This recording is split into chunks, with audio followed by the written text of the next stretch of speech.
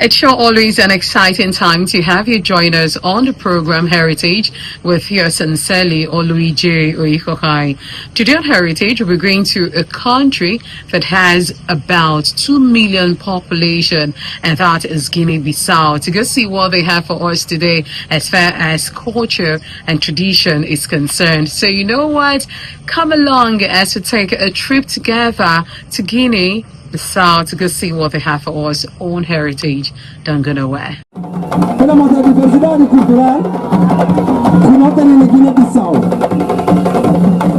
The festival in Guinea-Bissau is the popular annual festival in the country, known for its vibrant blend of traditional African culture and influence.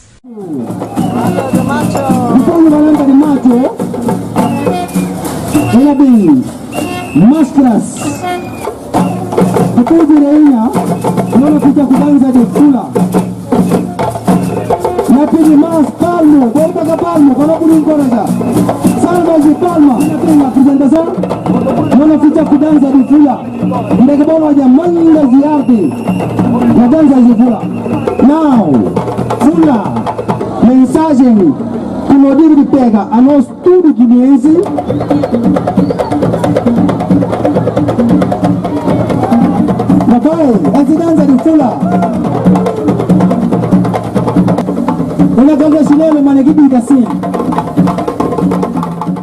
The event takes place annually in the capital city of Guinea-Bissau during the dry season, typically in the month of February or March, just before Lent. The carnival is a powerful display of national identity and unity, bringing together the nation, many diverse ethnic groups, including the Balanta, Fula, Mangoko, and Bajago people, to celebrate their unique costumes and traditions.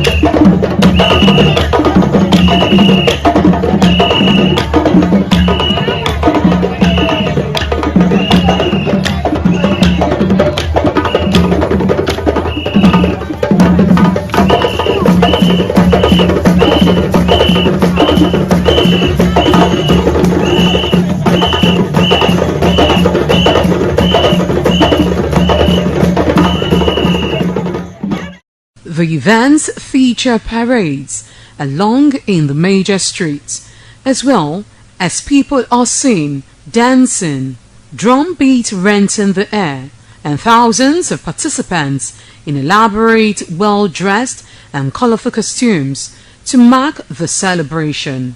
The celebration is a fest combining a cheerful African spirit with lively influences of Portuguese and Brazilian cultural traditions.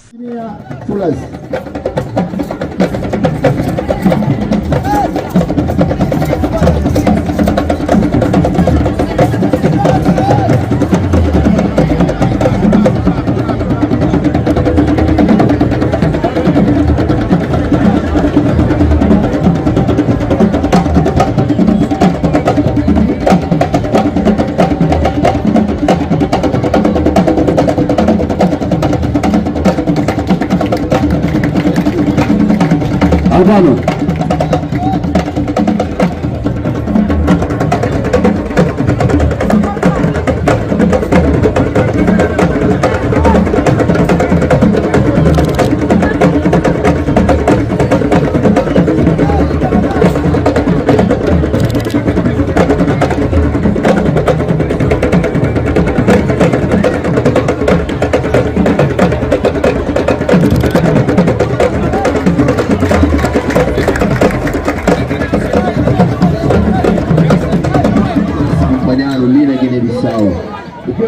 Voglio falar obrigado.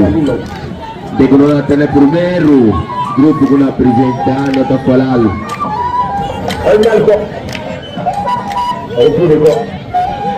Olha o copo. Olha que me se mostrando. Netinia Pepe, ele está falando com o ora como aqui. Na pergunta parceiro Rego. Usada diferente manobra. Se cabeça era diferente de Ambapus. Hoje ainda quero mostrar. O homem tem parceiro Rego. Segundo não tem. Se eu quero mostrar parceiro Rego. Então, eu consegui vencer. Não tem simplesmente parceiro Regulo. Como é que conseguia vencer? Não está manifesta aqui a alegria. Regulo morre. Que desachola. Que cerimônia. Não está mostrando biombo. Regulo de biombo. E morre. Vem tornar a partir da região de biombo. E por ter só na região de biombo. Manível e Guiné-Bissau. Cansaré, popolo obrigado, Cansaré, obrigado para representante do desfile nacional de Guiné-Bissau e para tudo que está presente. Gosto não vai ter balobeiros. Balobeiros.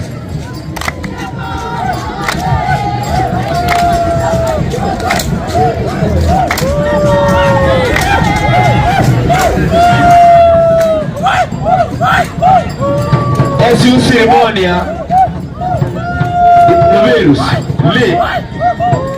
E por ser filho Regulo, ou filho de alguém como sobrinho, da Polguiro, vai ser o Regulo, ou Balobeiro, bem carmuça. Que é Balobeiro? Ele é como transferir Magiaro. Mas como descobrir, ele apontei Irã. Irã não respondeu. Não fala Barogueiros, obrigado. Balobeiros, obrigado. Você não tem aqui grandes guintes. Então usa só coisas preto. É guintes que está rolando. E aqueles que estão decidindo. Mas e coisas que também tradicionalmente Irã está chamando. Olha que ele chamou. Que Irã está matando aquele mar, tudo.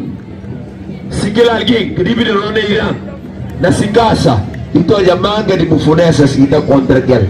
Então, ele está recolher aqui balobeiro para apontar. Então, não é coisa na continha na casa. O que não passa? Então, o comandante Roneira E esse que tem que roneira, eles se futuro balobeiros. Babia, lá que até conseguir poder de ser o balobeiros. Babeiran que está trabalhando nesse momento. Nós já tem que ir na roneira. E babeiran chamar lá. E aí, o que ela passa? Osaida, diga bom monolo. Osaida, babia mandalo. Osaida, diga bom monolo. Osaida. Não, dala kunya. Raja Kibar.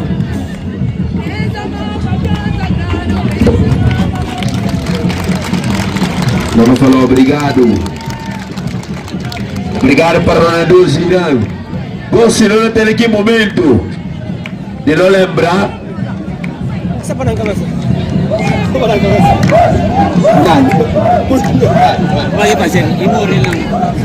Não lembrar do capacete.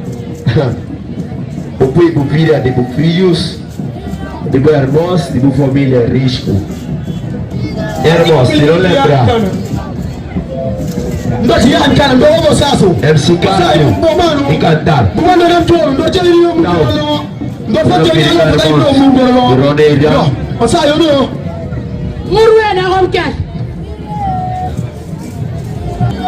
Eles que estão puro para não comer. Eles que vão aí na BC. Labradores. Para não comer na tabanca. Para não farta. Para não por ter alegria.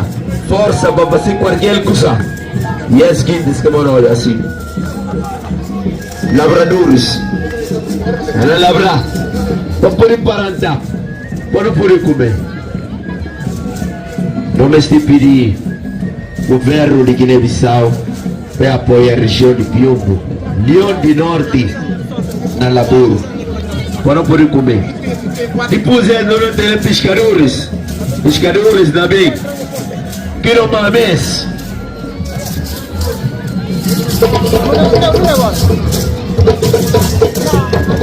Obrigado. Pescadores também. Eles não mames. Eles que está puro para não comer. Babia, que máfia que está para apanhar? Ou que pis que está para apanhar melhor? Ele que está puro não comer. Então, não tem pescadores. Não mames pescadores. É por vir ali na praça de Sal. Não pedi, Ministério de Pesca.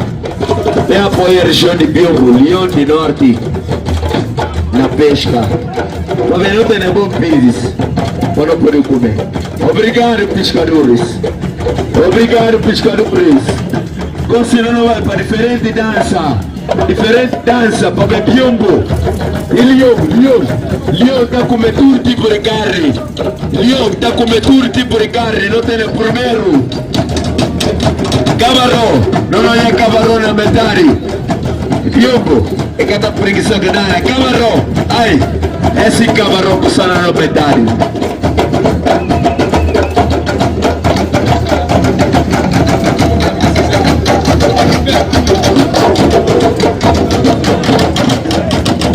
Muito obrigado, camarão. Muito obrigado, camarão.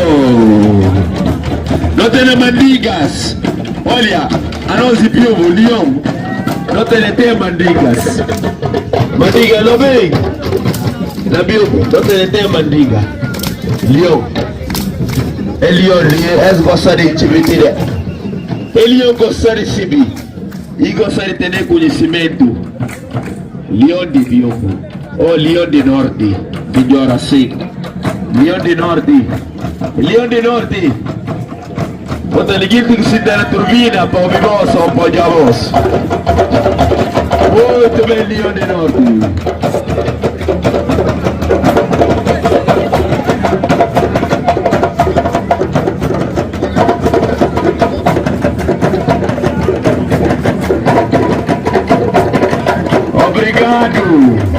Obrigado, mandigas, obrigado.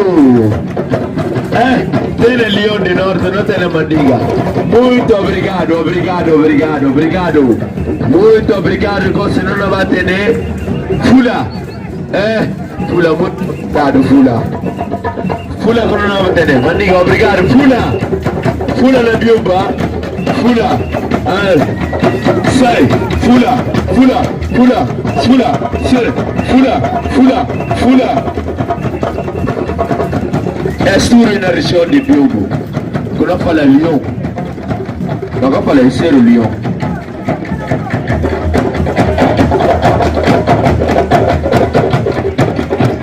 Longe pessoal, habilidade do Leão. Habilidade do Leão. Habilidade do Leão. Habilidade. Muito obrigado. Muito obrigado. Gosto no último tropas que lutam para a independência de Guiné-Bissau. Tropas que lutam para a independência de Guiné-Bissau.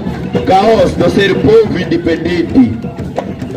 Tropas que lutam para a independência. Presidente, patrocinadores, presidente, muito obrigado. Dona Garcia também, tamborista, homem conduto, caça presente.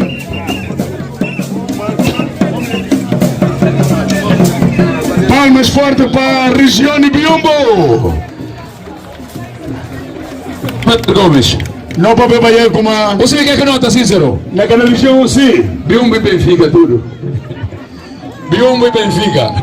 Mas não tem bunda, não crianças. Que flor de luta. E essa na motora, se dança.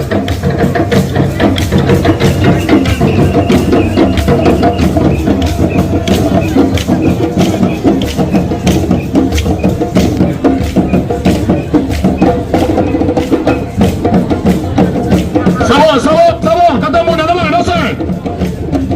Não sai, não sai.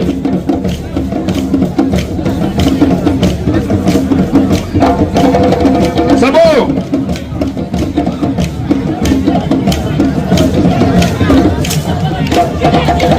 So, não tem no fundo de maconha. Jambadão de Mandinga, Mamesi Fanado. Jambadão de Mandinga. It certainly has been an exciting time today on Heritage. Yes, you learned a lot as far as Guinea-Bissau is concerned. Their heritage, their costume. Now looking at, of course, the way they merge culture together, it certainly has been mind-blowing. So we'll be seeing again next week for another exciting time. To have yourself a blessed day. Bye for now.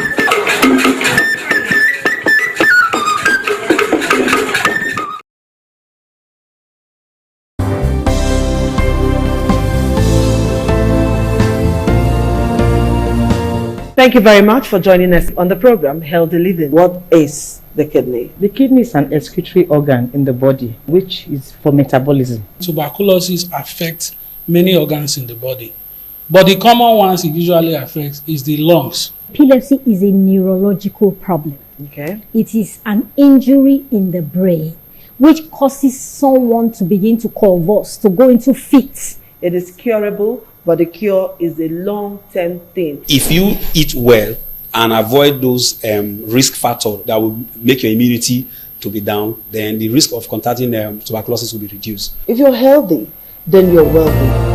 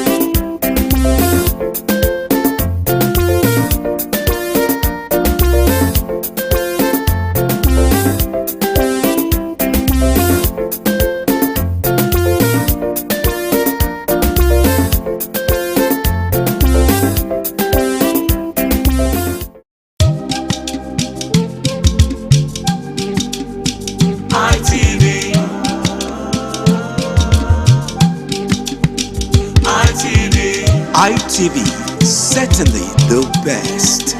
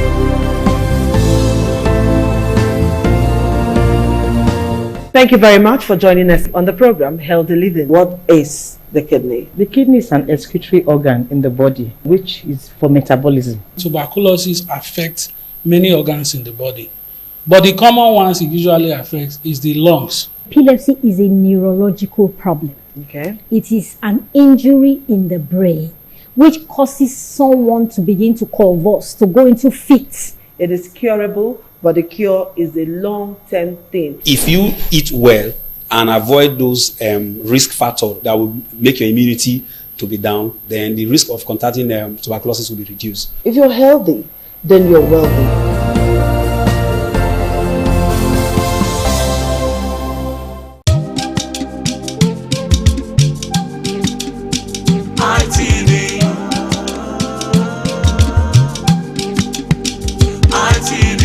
ITV, certainly the best.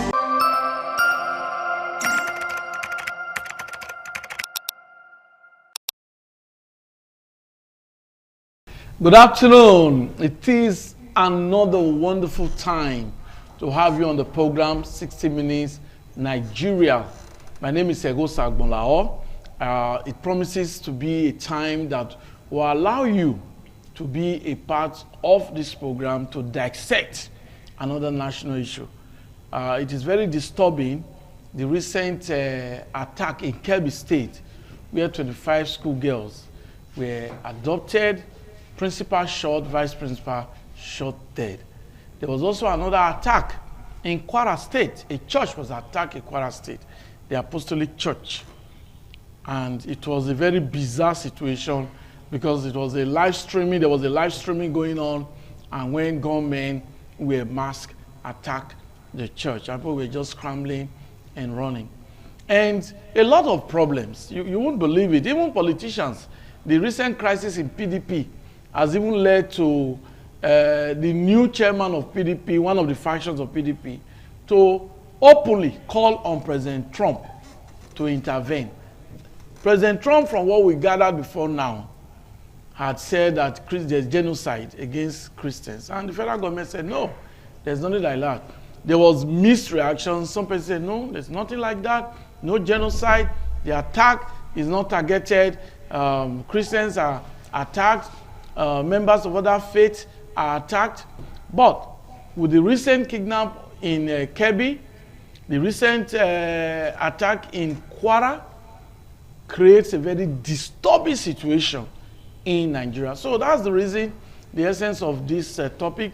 We are looking at the disturbing insecurity, the disturbing trend of disturbing threat to the security in Nigeria in all states. We would highlight some states, even in Edo State, we'll talk about it. Just yesterday, on Wednesday precisely, we had a report where our crime correspondent brought a report where the Edo State Police Command assured Edo State residents of adequate security of lives and property against the backdrop of the recent increase in cases of kidnapping and crime. So it's disturbing and it must be tackled. I have very, very distinguished personalities who have made their mark in the society. They've joined me today. I have the director of Ecumenism and Interfaith of the Christian Association of Nigeria, Edo State Chapter, Sir Best Iriabe. Nice to have you on the program. Thank you very much for having me once again. Okay. We also have a leader of congregations, a man that has impacted society positively. He is leading men and women. I'm talking about a renowned clergyman, Bishop Lucky Omonabiese. Nice to have you on the program. God bless you, sir. Thank you very much. So, yes, I'm going to start with the very first direct question, and that will go to Sir Best Iriabe.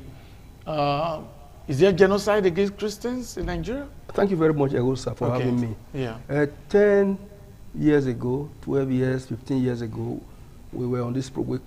We constantly coming on this program to talk about the level of insecurity in our country. We used several terms. Yes. We said it was alarming. Okay. At a point, we said it was worrisome. Yes. And then we say it was so disturbing. Yes. But all that are gone. It's genocidal. It has assumed a genocidal status. That's the truth of the matter. Oh, yes. Because, I mean, you need to call is the real name. That is the name. It has assumed a genocidal status because Christians, particularly, over time, have been targeted. Now, the Chibok girls, you remember, the Chibok community is a Christian community in the far north of Borno. Now, when we talk about Boko Haram, that book, they don't want Western education. Western education is predicated on Christianity. So if you say you don't need Western education, you don't want Christianity, you want to wipe out Christianity from the face of the earth. And that is the agenda of Islam. That's the agenda of Islamists. You remember the word I'm using Islamists. I'm not saying Muslims. They are very good Muslims, wonderful people. But these sort of people, extremists, these extremists who now kill in the name of God or Allah. You know, Allah Akbar means God is the greatest. You are killing somebody, you are destroying somebody, you are beheading people that the same Allah or God has created, and you say He's the greatest. You know, it's a misnomer. I mean, it's, you cannot just put it together.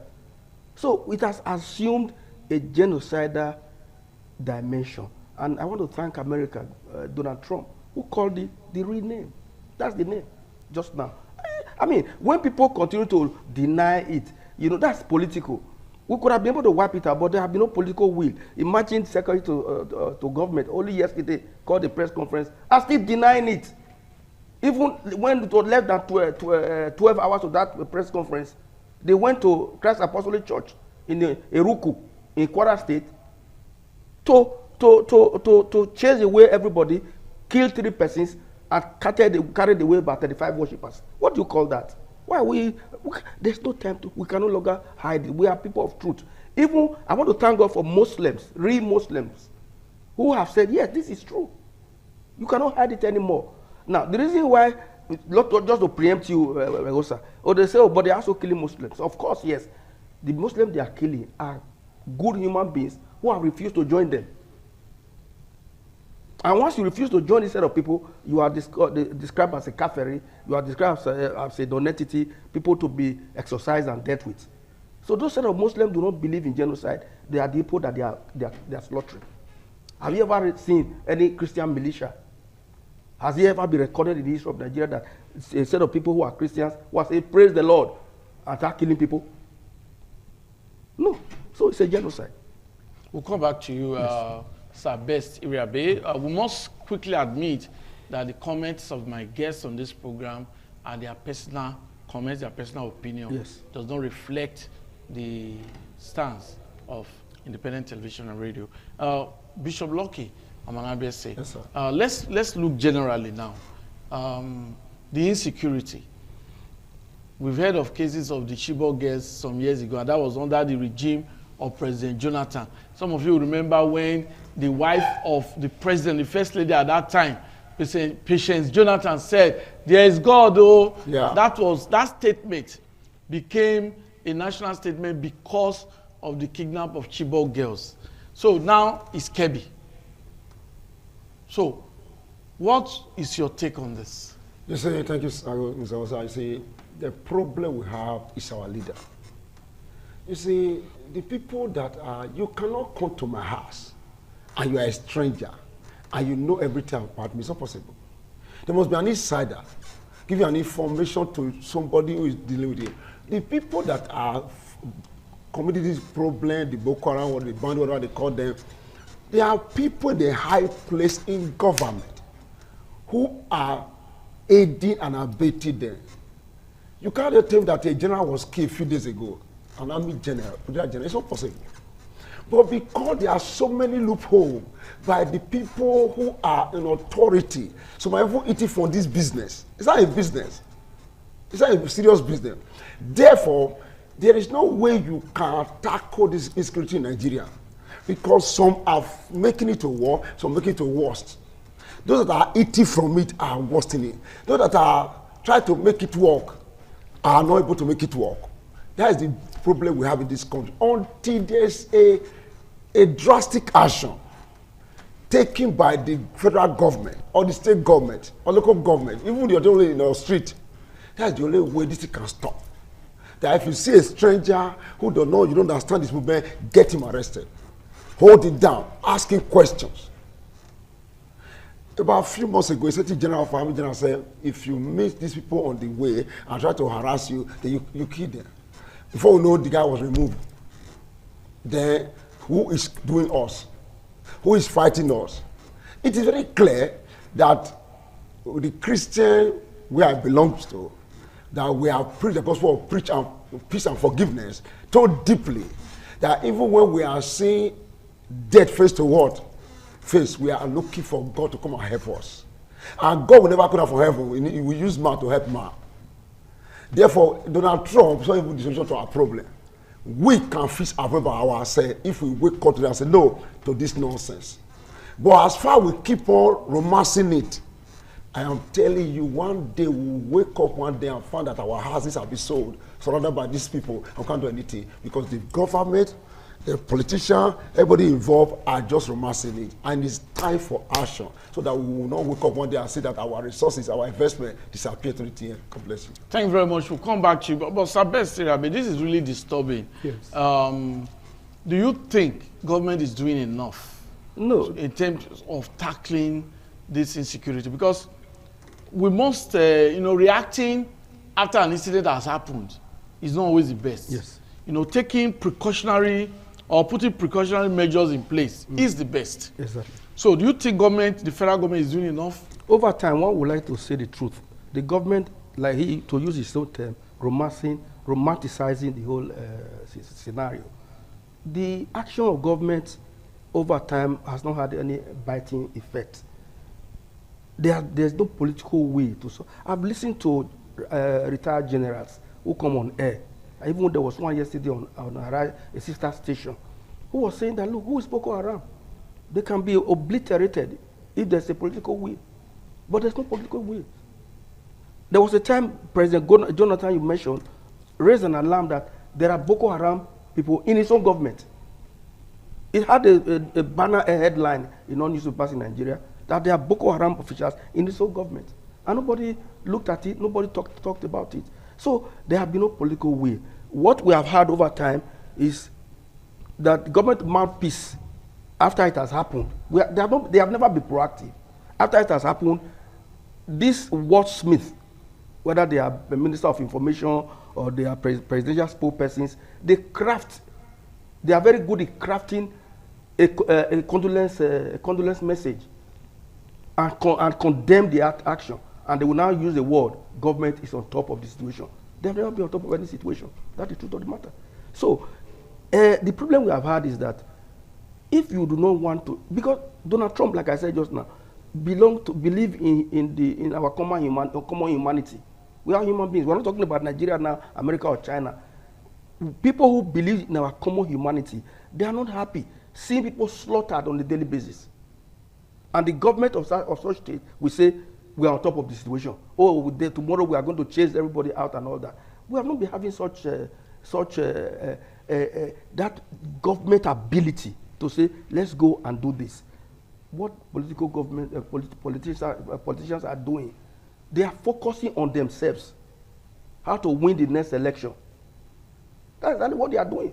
They move. You can see now what we have gotten now has assumed a pandemic situation, where even politicians are not even crying aloud. You saw the man you quoted just now, Turaki, telling the whole world, "Come on!" It's not only the fact that they are killing Christians, but now that democracy democracy is going to be wiped out in our country, Nigeria. Look at the politicians, the dramatic personae in the political arena. What are they doing? They are busy sewing clothes, sewing cap, and everything and all that. Everybody want to be a one party. They're reducing Nigeria to be a one party state. That will not help the place. Instead of them focusing on the real issue, they are focused. It's a macabre dance of the absurd. What we are seeing is a macabre dance of the absurd, the dance of absurdity, where people are being killed every day. You are sewing clothes. You are interested in wearing cap, and thinking of how you are going to win the next election. What an absurd society. What a society that is completely insensitive of what is happening to their own fellow man. We weep for this country. I weep for this country. I weep for this country. Okay. Oh, yes. Thank you very much. Bishop Lucky. Now, we know the problem is there. It's glaring, you know. So what do you think government should do to really tackle this problem? Because Sabesi Rebe has just said to him, government is not doing enough. So which areas do you think government need to really quick fix? The government to give a marching order. Okay. Have they not done that? No. Okay. See, it's not about talking it. It's not just saying it. Okay. There should be action. Okay. Because result comes by action, not by saying it. You can't say anything and it will just remain there. But back with the action, you walk. Even in your own heart, if you just say certain thing and laugh by it, your wife will not obey you. But there's some action you put in place that will say, no, if that is corner, there's a big problem. Then the government will start putting some action in place. Remove politics. We are not after APC, PDP, whatever. We are after a particular problem. Human beings are dying every day. Look at CSC now. The pastors were key. Christians were adopted inside church service. Look at those people now, children in school, they are being adopted for no reason. Now, if government start taking action, that this is a bill, this is a law, whosoever do this is going like this, and this I looks like, okay, like recently in our street, I come out there and I said, see, we cannot wait for government. People don't know you. I'm going to mark up our security guard.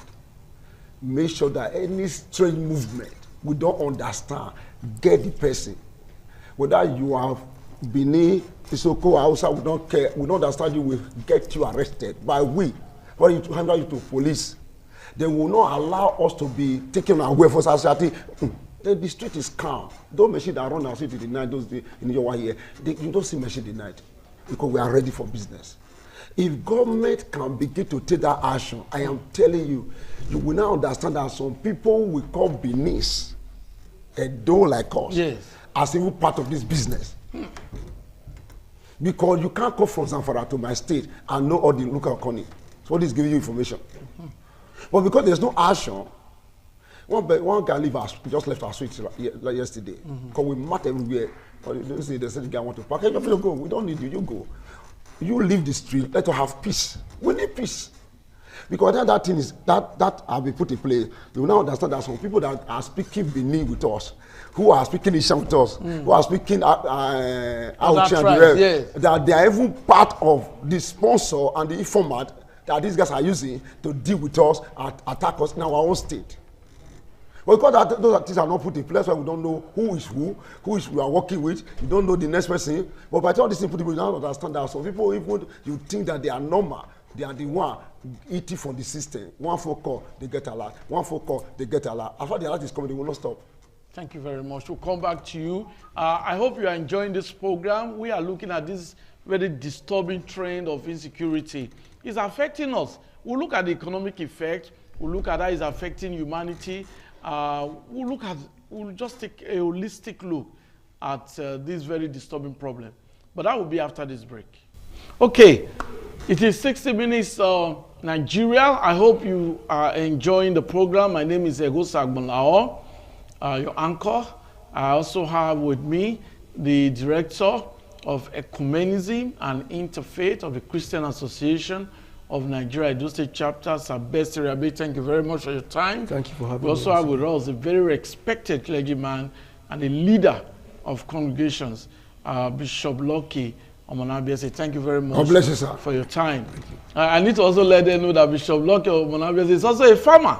He has always encouraged farming. Yes, Okay, Sir Best Iriabe, Yes, now yes. we've agreed that government need to do more than To what step up it's their doing game. now. Yes, President Tinubu refused to travel for an international conference or meeting because of the security situation, the abduction of 25 students in Kebbi State and the killings in Kwara. Do you think this is the right step in the right direction by President Tinubu? Well, he has done well by staying back, because there's a local parable that if your home is not well with your home, you can't go to the farm and begin to shout and begin to run up and down. Yeah. There's fire on the mountain. So if he had gone to that place, that would have labeled him, because already they are saying, people have been saying that he's not sensitive to the issue. That would have increased that kind of perception. Now he did well, but let us move beyond rhetorics. Let us give our people a timeline. Between now and the next 6 months, wipe out Boko Haram. When you do that, you encourage the morale of the military need to be boosted. You need to encourage them, very young men in their 16, 17, 18, 20, 19, young people. You need to boost their morale. You need to encourage them. You need to give them the right weapon to face it. My brother was talking about Ode. When we were doing Ode those days, it's not sticks they were holding. We having any attackers. What's the meaning of Ode? Ode, You that need to is, explain. Ode means people in a particular community keeping watch at night over any possible intruder. Okay. But today, it's not that kind of Ode. The intruders that have been brought in from Niger, Chad, because of politics, are resident here with AK-47 in the jungle. So are you going to face those people with ordinary sticks? There's nothing you are going to do. No matter what you are going to do, you can't face those people with ordinary sticks. We must call a spade a spade. That was the beginning. No rebuttal account. It's in the public domain. How these people came to Nigeria from different parts, from our neighboring countries. And these people didn't go back. They are now here. They were weaponized. They had the sophisticated weapons. They invaded our forest, and they are there. Who's going to go to meet them in the forest with ordinary sticks? Or a Dengon, that long Dengon. As you see people carrying Dengon, as I was coming just now, I see some boys vigilante with Dengon. That is a huge joke. Now, first of all, let the government, let everybody in Nigeria say, look, there's a problem. Let government not begin to defend the indefensible. If you kill Muslims, are they not Nigerians? Are they not human beings like us? If you kill Christians, are they not human beings? If you killed practitioners of African traditional religion, are they not human beings? Do they need to be killed? Let everybody agree that there's a genocide. And let us see what can be done to wipe them out. If we are not able, why can't we look for assistance? When Trump never said he was going to invade Nigeria, he said if we cannot longer, he said because they have been, he accused Nigeria of being lethargic, the Nigerian government of being lethargic in confronting the situation. And therefore, if you are so lethargic, let us come and help you to stamp it out. That's what he's saying. He's not coming to invade Nigeria and then Nigeria become part of a state in America. No, that's not what he's doing. Let us ask people for help. Agosa, do you know what we are suffering in Nigeria? We are suffering a debt of practical knowledge. Practical knowledge. That's why we cannot make anything. Now, you are running on gen now or solar or what have you. We cannot fix the electricity in Nigeria. Why can't we go and ask people to come and help us? Is it a shame? We can't. There's no water. There are no roads in Nigeria. Let's go and ask people how they are doing it in other places. We go to other climes to see what's going on there. I was coming just now. I stood at the red light stopped me around Siloko. The man behind me was blaring. I said, look, we have to maintain the red light. He pulled out and shouted on me, are you the one who will go to change Nigeria? and sped off. But if such a person is in Europe or America, he will obey. So everything is near collapse, total collapse. What we are seeing now is how to win a next election. Nigeria is now gravitating towards a one-party state. They are not thinking of what we are talking about now. They are not even listening to us. How they are going to retain their seat, how they are going to perpetrate themselves in power is what they are talking about. That's what we are suffering in Nigeria. Nigeria has money. God has blessed Nigeria. We have everything in Nigeria. Come to think of it, Ehosa, you plant, if in this studio now, if you were able to dig it and remove the tiles and everything and get to the soil and plant plantain or cassava or whatever, in the next 6 or 7 months, you come and repeat. This is Nigeria for you. You understand what I'm saying? A young man told me in Israel once, when I told him, when I saw, I went to banana plantation, the labor they engage in trying to plant banana or plantain, they will build a house for it, cellophane house, they will do all kinds of labor. I was looking, I said, my friend, come to my place. I don't need to labor the way you are laboring now. I need to just put it in my back house. And I go away. He said, and then in some time, a few months time, I come and reap. He said, is there a nation like this? I said, yes, that's called Nigeria. But we are not harnessing it. We are not using it. We are a country of money mongers. People who love money. These are the people we have in Nigeria. Lovers of money can never make it. People in Nigeria want to grab, they want to take everything, me, myself, and my generation. They have all the money and all that. That's what their mind is fixed on that. To have all the money under their bed and be spending so that they themselves, their generations to come, will not suffer. Those are the kind of people we have in Nigeria. A people who are morally and financially profligate. Even morally profligate. These are the people we have in Nigeria. Okay, so if we sit down to say, look, this problem, we have identified it, let's solve it. It can be solved. Thank you very much, Sir Besiri Abe. Before we get the comments of Bishop Lucky Omonabiase, we'll take a brief break now. And I must tell you that this disturbing trend, we need to dissect it. We need to evolve solution. Because I believe that government agencies can actually heed advice of my guests. And you never can tell. Could be useful. But that will be after this break. What a delight to have you on the program. It's always a delight because you spending your 60 minutes with us on the program makes us very happy. And we are looking at a very disturbing trend of the security situation in Nigeria.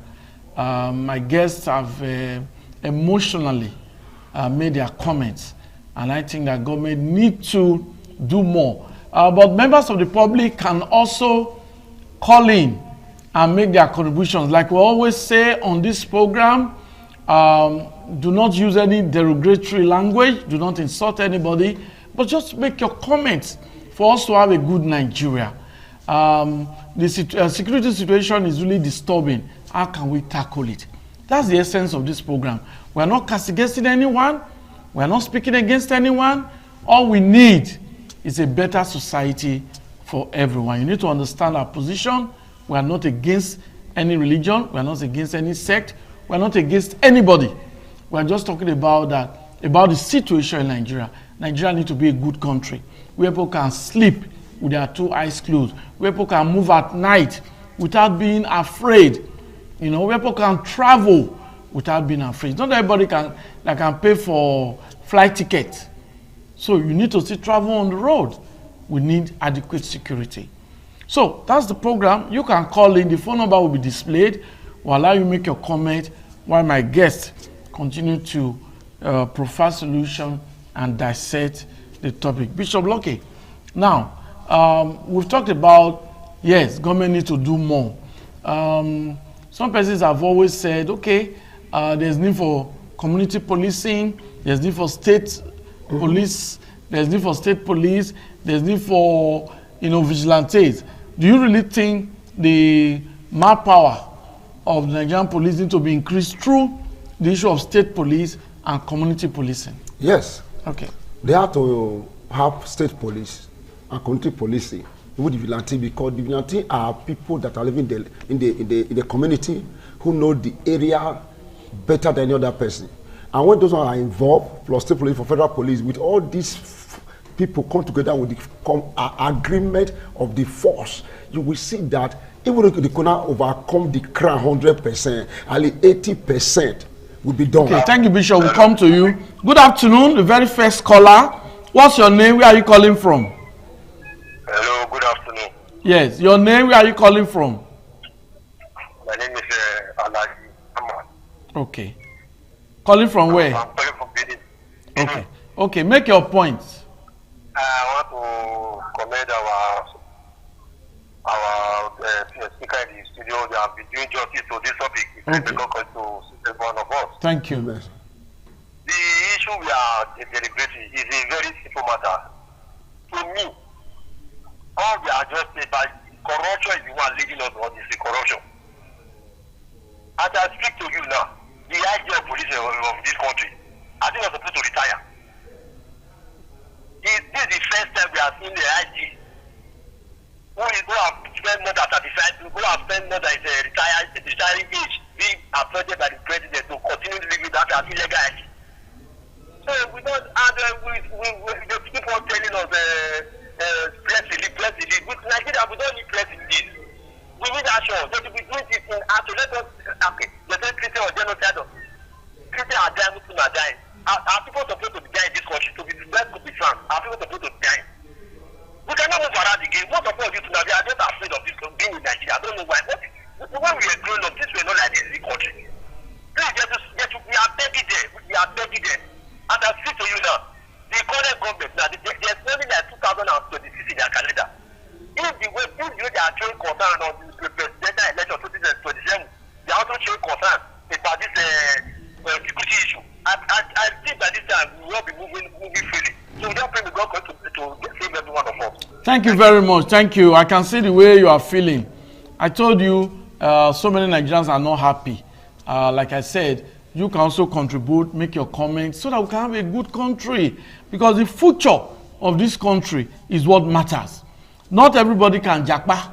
Not everybody are even encouraged to japa. If you japa, you leave your country. Who will develop your country? You and I will develop Nigeria. We must stay here. Okay, let's get another caller. Good afternoon. Your name, where are you calling from? Good afternoon, sir. My name is Gabriel from Saple Road. Okay. The question, I thank you so much for handling this program. The question I want to ask you is, number one, what are these people fighting for? What do they really want? If they have been talking to them, let them alone, what do they want? We can see Ukraine, Russia, they are fighting because Russia want to overpower them and take them to their colony. What are they fighting for? Then number two, very important.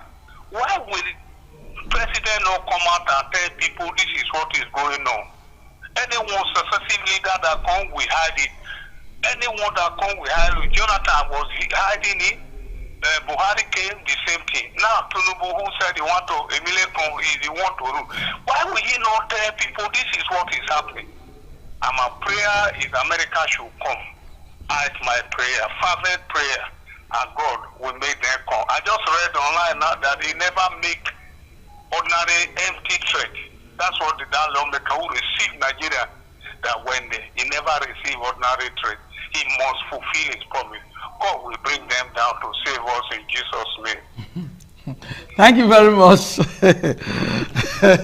Bishop Lucky, the way forward. The way forward is very simple. Let them have community policing, state policing, out to the federal police, and let them be empowered.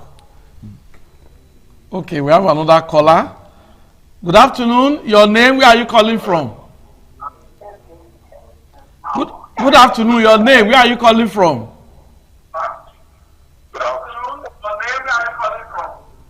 Good afternoon. My name is Mila Ifinedo. My name is Mila Ifinedo. I'm calling from Benin. Go on, go on. We're having network issue with you. Just go on. Okay. I think we're having network. The thing is re-echoing and coming back. Please, you can call again. Maybe it will be better. Okay, we have another caller. Good afternoon. Your name, where are you calling from? My name is Philippa Moti. Okay. From Saple Road. Okay. What I say for this issue is, all those ethnic ministries here, for Benin, in our state, the Delta state, it is just more. Because with the youth, we need to mobilize people to walk away Fulani Act. Oh, no, we don't want you to mention the name of any tribe because we have some very good Fulani people. I actually served as a copper very many years ago in Katsina State. They were very nice to me. I lived with them. We used to buy what they call rago. Rago means ram suya. We used to buy that in the evening as a copper in Katsina State. So they are good Fulani people. They are good Hausa people. They are good people in the north. I must tell you, I love them. So, but just like in Benin, just like in Edo State, we have good and bad people. So don't mention the name of any tribe because you don't have evidence to say this is a tribe. I love the Fulanis. I love the Hausa people. I love Nigerians. And I believe they love me too. Okay, we have another caller. Good afternoon. Your name, where are you calling from? Okay, go on. What I'm trying to say, as this thing is this now, when people refuse, including our president, to refuse to put hand, we in South here, we should expect more tourists coming because they are already open door for them to come inside. They are already here. Those people are here already. So if our governor is not wake up, then we are going to get that problem. That's what I saw. Thank you. Thank you. Thank you. I know what you are trying to say is that there is need for security measures to be put on the ground. We should be proactive, just like my guests have said, not only reacting to what has happened. I know that's what you are talking about. Okay, good afternoon. Another caller again. Your name? Where are you calling from? This is Advocate. I'm calling from Igwebe. Okay, oh, Advocate. Good afternoon. How is Igwebe? Igwebe is fine. Okay, go on. Just as one of the callers has said, really, why is it that the former president from Jonathan to date, why is it that they are not really talking? Why are they not addressing the issue? What is happening, just as one of the callers has said? Our prayer is for Trump to come because nothing is working politically and otherwise. The system has failed in this country. Thank you. Thank you very much. That's a caller, Advocate from Igwebe. He's also very worried. So while we wait for other callers, Sabesi Rabe, okay, let's just quickly take this caller. Good afternoon. Your name, where are you calling from? Hello, sir. Good afternoon. My name is Julius, calling from Benin. Okay. It's quite, I've been following this your program and every other program. Thank you very much. Thank you. But it's very pathetic and quite unfortunate that we find ourselves in this situation. You know, like I always say, we can play politics with every other thing, not with security. Security does not know more than insecurity, rather does not have coloration. So my major thing about this is that we thought, because this president, they said he's a master strategist. And I expected him to be strategic in all ramifications, especially when it comes to insecurity, not just politics. We know what played out in Jonathan administration, how people condemn this man that is unable. That was what even cost him in the election. And we expected that these people coming on board, we're going to not to see this kind of issue again. But it's quite sad that 23 or 25 children were kidnapped. And funny enough, we were told that 30 minutes before that kidnap took place, military men, security men were in that school because of DSS intelligence reports. Why did they vacate that premise? So these are all shrouded in security, and I'd like to know that this Boko Haram, whether you like it or not, whether NNPC, I'm entitled to my opinion, it's my right, it's every comment I make now, it is from me, not from ITV. I take responsibility for it. There are people sponsoring this Boko Haram. That is why that's supposed to go. People are responsible. People are playing politics with insecurity in Nigeria. Government has told us several times that they know those behind the scenes that are responsible. Why have they not have the political will to identify these people and deal with them squarely? But they were able to declare state of emergency in Rivers State. So we should stop all this politics and play politics with our lives. Enough is enough. We can't take it any longer.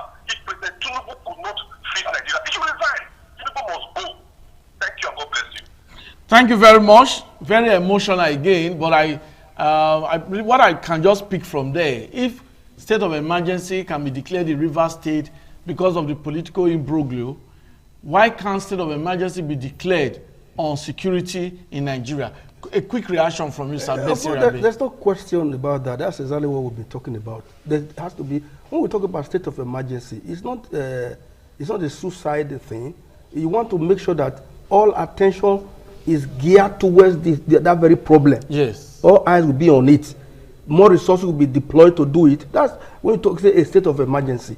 Now, the government over time, right from the time of President Goodluck Jonathan, this thing started, it snowballed to the 8 years of Buhari, and then we are now in the tenure of Tinubu. This problem, rather than abate, has continued to exacerbate. And therefore, it calls to question what the government is doing. Government is a continuum. You not say, oh, during Jonathan it was like this, now my own is like this. No, this is not a question of praising yourself that this is what you have done.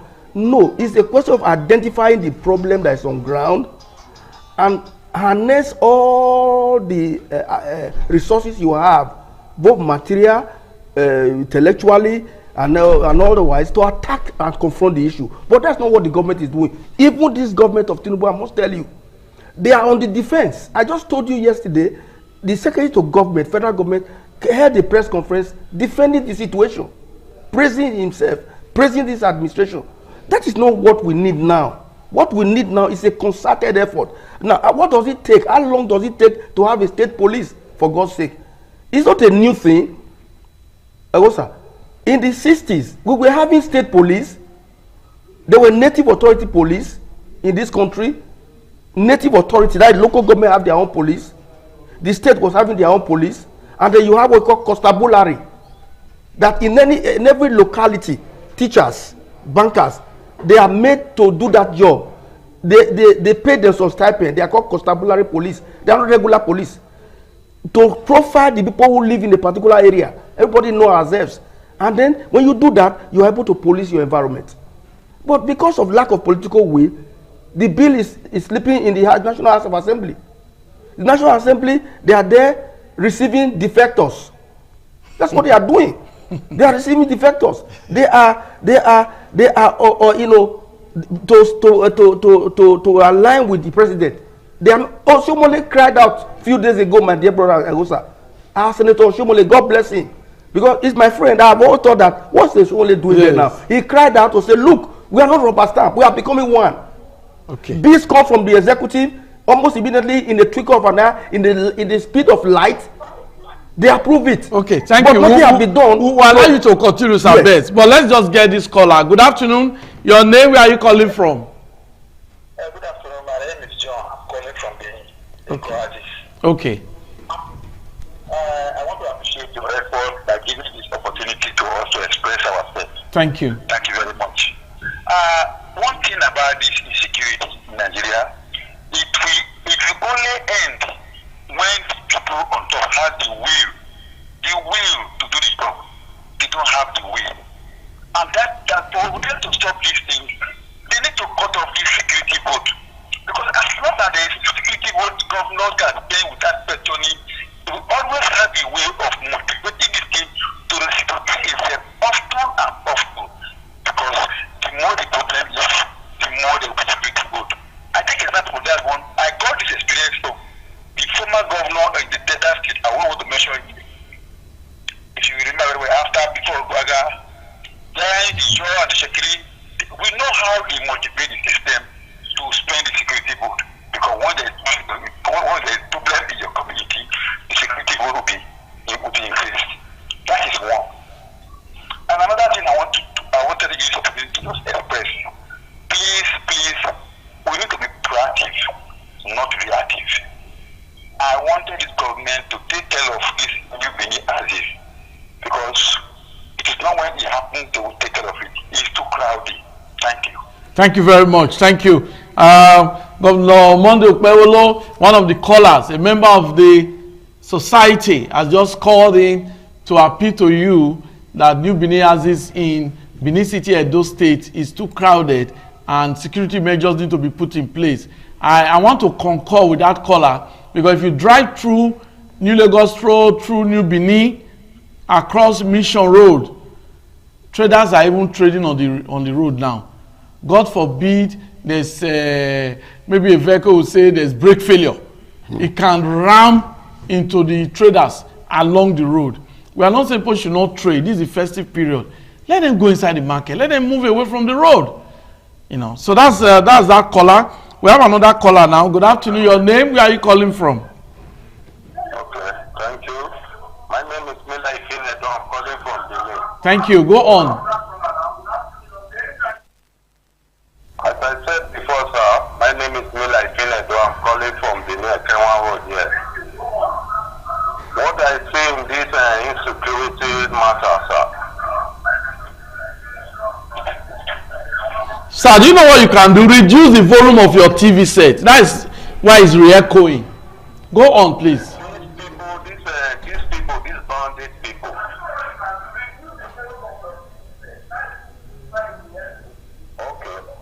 Okay, these bandits in the north side, sir. These people, they call them, they were political thugs. This northern governor used them to run politics without giving them jobs.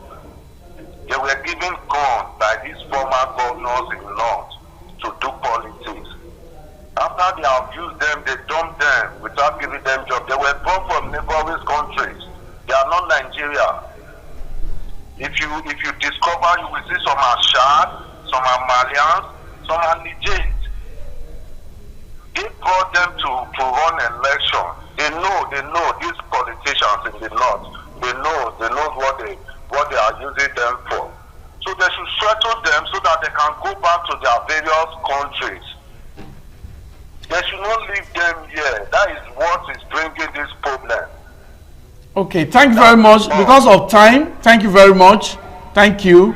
Like we said, the comments of our viewers, it is their personal comment, not a reflection of ITV at all. And one of the callers said it, that it is his own personal opinion.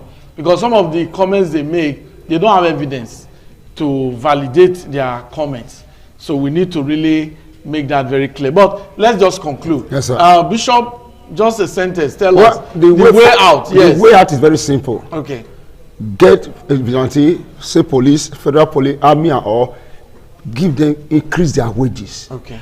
Give them modern weapon and encourage them. I tell you, before 6 months, this thing is over. Okay, thank you very much. Concluding comments are best. Yeah, that's exactly what my take is. Let us go beyond rhetorics. Oh, we have done this, we have done the other one. Oh, in the past, when we came, the other government didn't do that. It's not time for blame game. Okay. It's time for action. The security architecture must be rejigged. The security architecture must be well beefed off. And the morale of the military are doing well. Their morale must be boosted. Okay. Pay them good wages. And when you do so, let's call the spade a spade. A caller just now talking about sponsors. Let us not run away with that. Run away from that. There are people sponsoring insecurity, even from the far north. Some people, the other time, they said they were going to publish their names. Government should do well if they really have those names, National Security Advisor, publish the names of these people and deal with them squarely. Once that is done, you will see Boko Haram and ISWA will be a thing of the past. If we lack the capacity by way of weapons of war, armament we don't have, we should appeal to places like America, developed countries, to help us with such equipment to completely obliterate this menace. Thank you very much. Thank you. That's the show. I hope you enjoyed every bit of 60 Minutes Nigeria, this week's edition. If you did, keep a date with me by the grace of God. Next week, we'll be looking at another topic that has to do with Nigeria. Until then, have a wonderful weekend ahead. Bye-bye.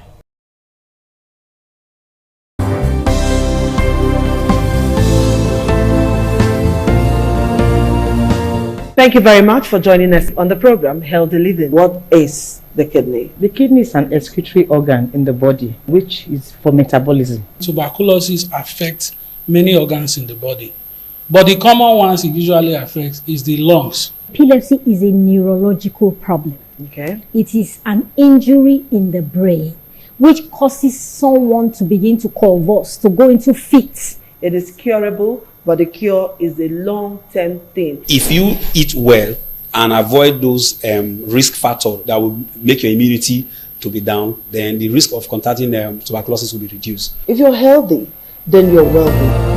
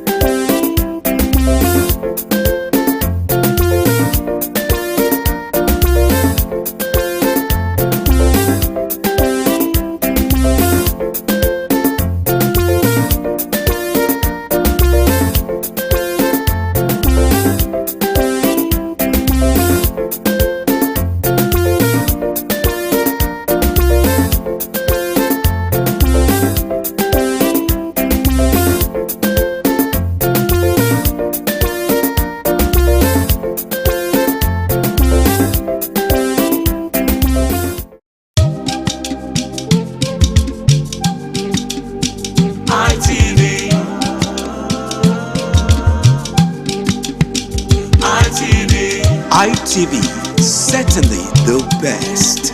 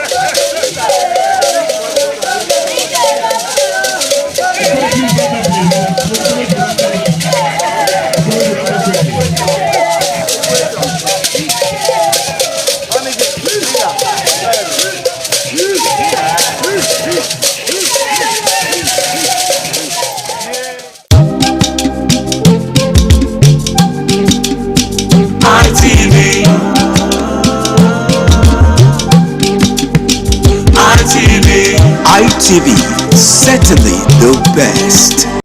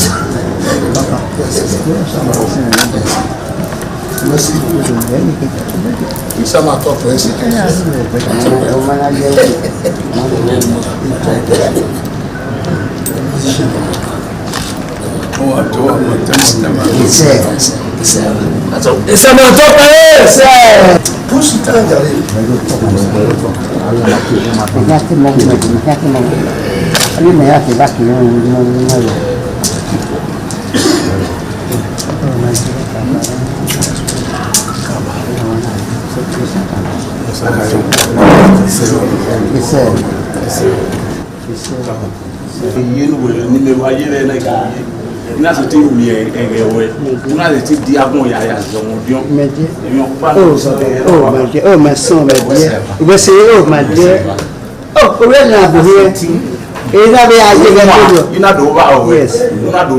Yes. Yes, my dear. Where's it happening? Where's it happening? Oh, where's my dear? He said,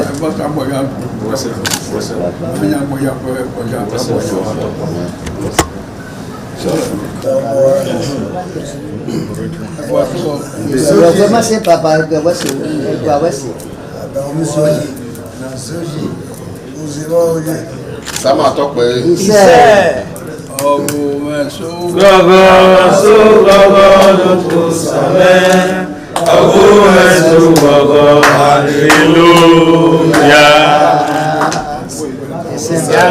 Sama tope. Isa. Wayagi makpame samane. Igaro. Wayagi makpame samane. Igaro. Wakume pebe gbidejo. Igaro. Wakume pebe samane. Igaro. The Esama of Benin Kingdom thanked the new Edion for visiting him and advised them to always abide by the rules and regulations of their new positions. The Esama urged them to indulge in what will continue to bring development and progress to the community. When I say it's your Edion, I wait to us and I know what I've ever Papa. Caliban was in a cocoa, that we said, who paid you? Who paid you? Baba. Eko mwana sewa. Ewa ya lote nete dirwe asewa mabo. Awe huwe dine. Ejo wuki. Jonah William. Jonah Pulupe. Jonah Nuria Wahiola. Babi Boba. John Willie. Kajani Nena Yadewi. Babi Guadewuna, no matter look at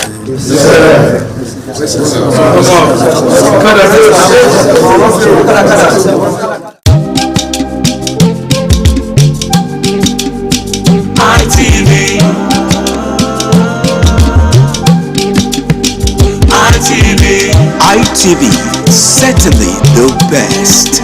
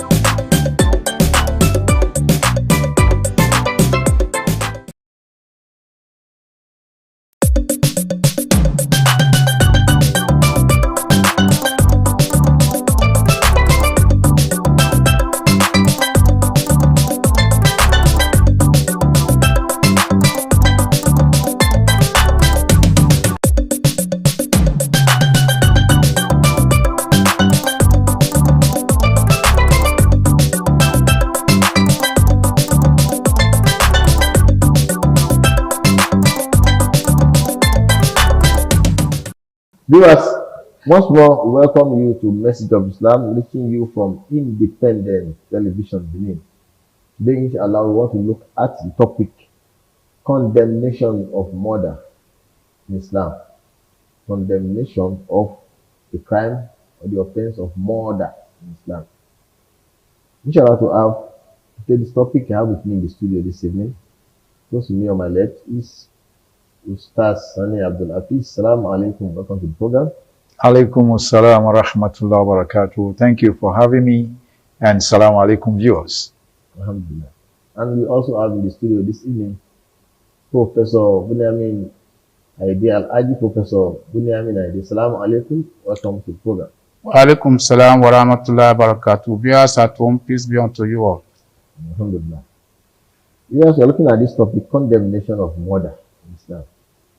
We are looking at any topic as far as Islam is concerned. We are looking at it in line with what submission to the will of God entails, because Islam radically means submission to the will of Almighty Allah. Let me start with you. Ustaz Sani Abdul Hafiz. What is murder? Let's start with the definition. In the name of Allah, all praise is due to Allah. We ask for Allah's peace and blessings upon our noble Prophet Muhammad sallallahu alaihi wasallam. Murder, simply put, in the definition of Islam, is the taking of the life of another person for no just cause, and without having the authority to do so. Taking the life of another person for no just cause and without the authority to do so. We have to put it this way because sometimes there are some kind of penalties that may involve having to take the life of another person. So such is not regarded as murder in Islam. For example, if somebody committed adultery and they have to be stoned to death, you don't call that murder. But stoning the person to death requires authority. So if you say somebody committed adultery and you say because we are Muslims, we cannot see an adulterer, and so we take up arms and lynch the person to death, we have committed murder because we have no authority to do so. So murder is to take the life of another person for no just cause and without authority to do so. Alhamdulillah. I'm coming to you now, Prof. Now, what is the punishment for murder in Islam? One who has committed the offense of murder.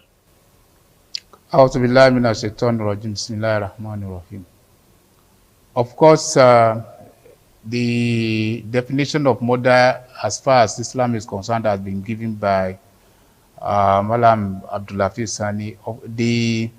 In addition to what he just said, before I go to the punishment for murder, the issue of committing adultery, before you can even carry out the punishment, there must be witnesses.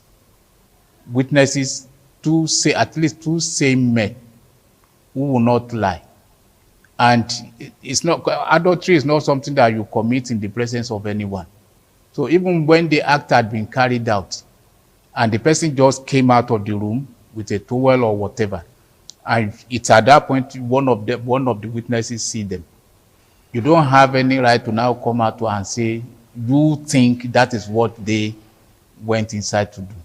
So before you even catch the person red-handed or the person's red-handed, it will be very, very difficult. And that is why most times it's left between you and your creator.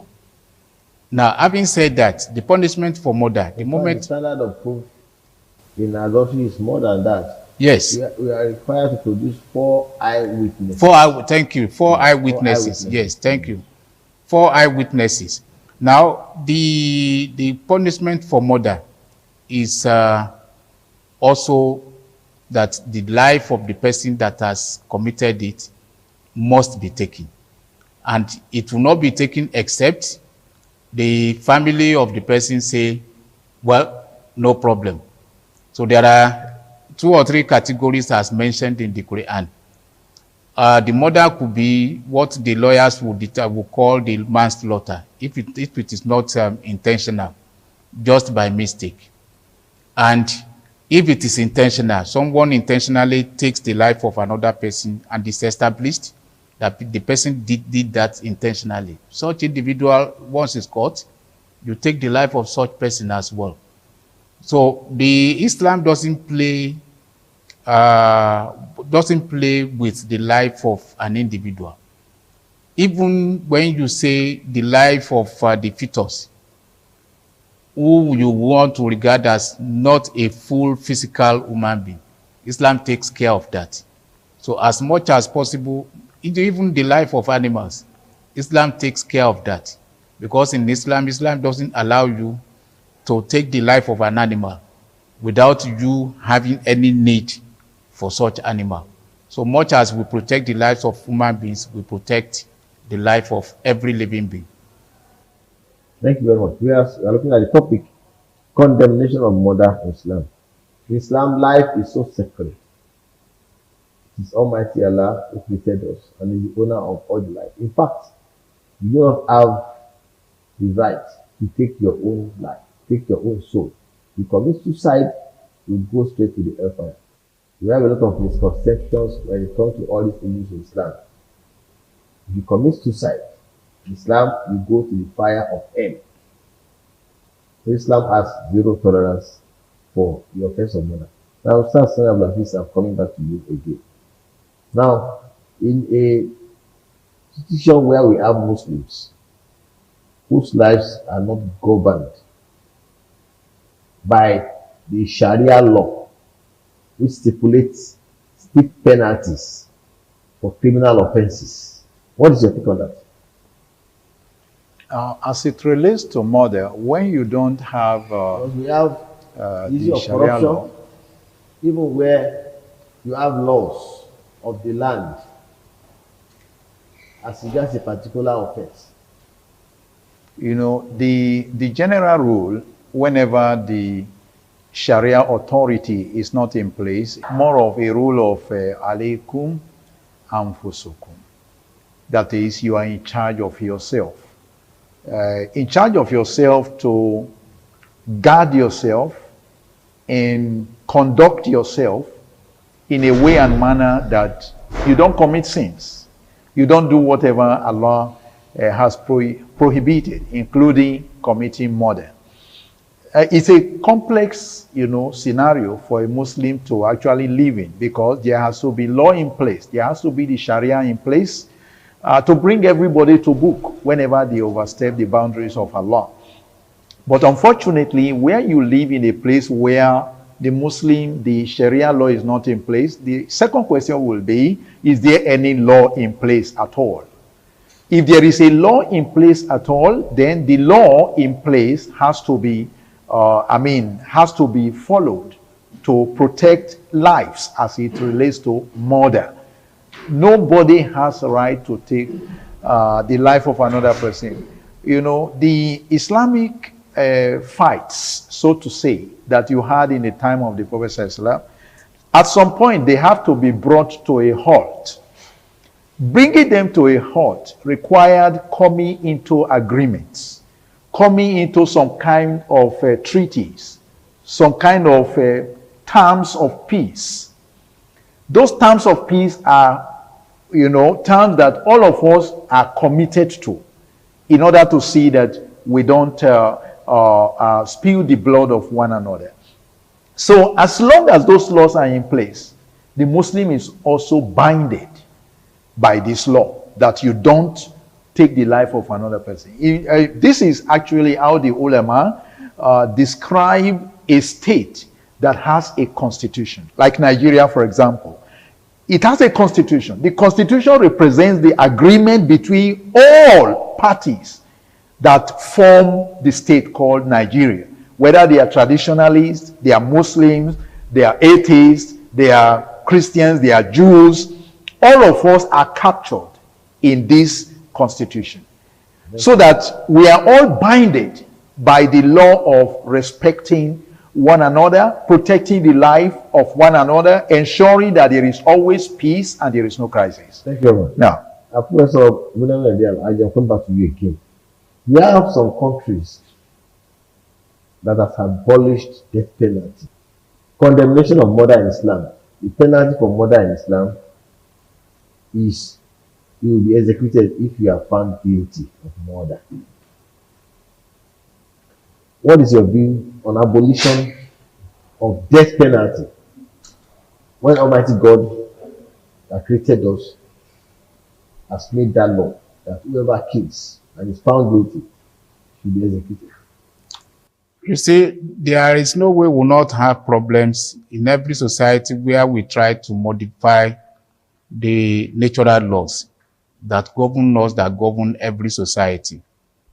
It's one of the ways through which people modify the natural laws. And wherever you have that, will not be far from crisis. Because, for instance, in Nigeria, assuming we still uphold that is, whoever takes the life of another person unjustly, such individuals should also be eliminated. If we abide with it, we'll not be running into series of crises that we have nowadays. We have so many examples of people that were kidnapped before ransoms were paid. Such individuals were eliminated. Even when ransoms have been paid, they still went ahead to kill them. Quite a number of times we have read that certain numbers of kidnappers, bandits, terrorists, or whatever, committing one heinous crime or another, were arrested Later, we will still hear that they receive amnesty. But Nigeria did not abolish death penalty. I'm coming. Now, much as we do not abolish death penalty, how many times have we in this country heard of someone that was condemned in any court of law to murder, and such persons were eventually executed, either publicly or privately in any secret places? We've not heard of that in the past 30 years. And that is why we keep, rigmaroling around a circle. Because right from the time kidnapping started some years back, if we had adopted that, right from the time the Iptro banditry started, the terrorism started, all these forms of criminalities in our society, if we had adopted execution of anyone that was found guilty, after carrying out all the decent investigations and you confirm that this person actually did this, if you execute them, automatically nobody will want to venture into such things. But at the end of the day, you still find them on the street of on the streets of the town. Now, coming back really to other countries where they have abolished that, they try as much as possible to keep such individuals out of circulation. And what they believe is that, separating them from the society, not having any contact with anyone, is even worse than killing. You've heard of people that were confided or that are confided life imprisonment. In one room, they only give them maybe 1 hour of refreshment during the day or at night, depending on whatever the person chooses. Keeping the person solitarily in that kind of environment can be worse. And it can be likened to, al-fitna to ashadu min al-qatl. Keeping someone in permanent condition of tribulation may be worse than death sometimes. But whichever one we adopt in the country, as it is today, Nigeria cannot even be said to have adopted anyone. We are just floating, and that is why we have this mirage of crisis within us today. Our law is very clear. We have the law stipulating death penalty for some offences. Another thing is the enforcement of the laws. I'm coming to you now, Ustaz Sani Abdul Hafiz. Now, is it permissible in Islam to, in the guise of jihad, perpetrate heinous crimes like murder? No, it's never permitted in the laws of Islam. What is jihad? So, jihad means killing the innocent? Jihad is a struggle, by the literal translation. And this struggle can be in any form, which one of the forms is actual fighting. And the way to express it is to say that you are struggling to enforce Allah's law. You are trying to, live the life that Allah says you should live. Obey Allah's law. It's a continuous struggle. You are struggling with yourself. You are struggling with the forces.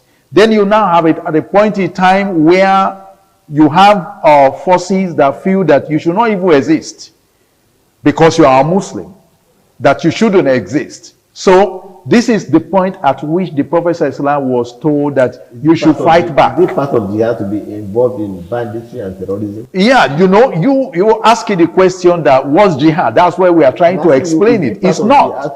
It's not. Banditry is not jihad. Terrorism is not jihad. Whatever other forms of crimes people committing, it's not jihad. A police officer who is fighting against the armed robbers, is he not performing jihad? He's performing a jihad because he's trying to, is struggling against disturbances to the society, so whatever you to the community. Everything you do to keep the community safe, peaceful, and progressing is a jihad. So it can be in any form. Now, coming back to the point of banditry, I feel actually very disturbed to even want to connect them at all. They are not in the same line. Because banditry is for some economic gain. We can put it that way. Banditry is evil. Yes, it's evil. It's for economic gain. Those who are into it, they know what they are out for. Even in jihad, you don't come to a place where people are just living and then you lynch an attack on them because they are not Muslims. No, you don't do that. So when you say that some people are terrorists and then they go to a place of non-Muslim occupants in order to get everybody dead. Or even Muslim occupants. Okay, Muslim. No, normally when you want to talk about jihad, you want to talk about the non-Muslim. That's why you can't call it jihad. Because many of the time, Muslims are involved in what your so-called banditry, terrorism, insurgency, kidnapping. Muslims are involved. They pay the ransom. They lose the lives of their relatives. Mosques are destroyed. Worshippers are maimed.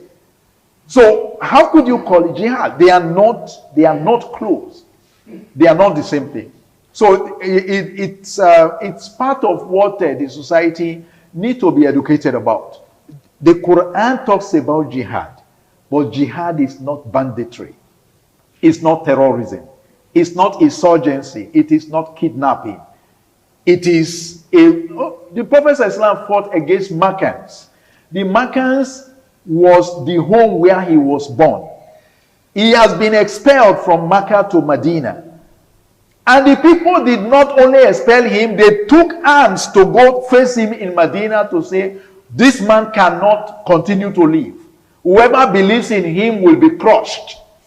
That was when Allah said, now, Thank you very much. You are allowed to defend yourself, you defend your life. And so it is part of jihad to defend your life. Prophet said one tradition. That if a thief attacks you, you should fight him.